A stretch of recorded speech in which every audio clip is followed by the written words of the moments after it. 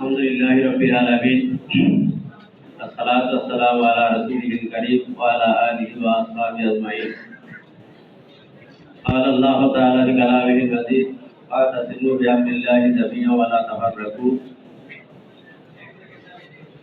ওলামা মাশায়েখ কর্তৃক আয়োজিত আজকের এই অনুষ্ঠানের সম্মানিত সভাপতি, সম্মানিত প্রধান অতিথি, বিশেষ অতিথিবৃন্দ এবং আমার সামনে সমবেত সম্মানিত ওলামায়ে কেরাম, আমন্ত্রিত সুধীমণ্ডলী, সাংবাদিক ভাইয়েরা, আসসালামু আলাইকুম ওয়া রাহমাতুল্লাহ।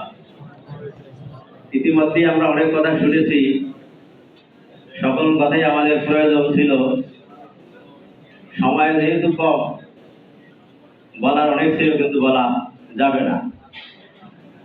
তারপরও আমরা মহান আল্লাহ রাব্বুল আলামিনের শুকরিয়া জ্ঞাপন করি যে দীর্ঘদিন স্বৈর শাসনের পরে আমরা দ্বিতীয় স্বাধীনতা অর্জন করেছি। সকলেই বলি আলহামদুলিল্লাহ।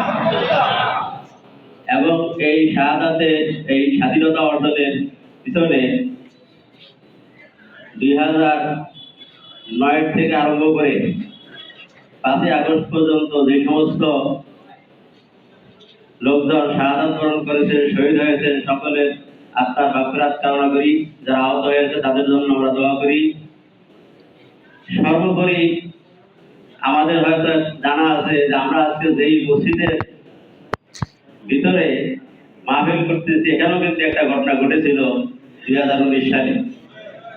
তৎকালীন সরকার, সেই স্বৈরাচারী সরকারের মদদে পুলিশ বাহিনীর নির্মম গুলিবর্ষণে এখানে 4 জন শহীদ হয়েছিলেন এবং অনেক আহত হয়েছিলেন।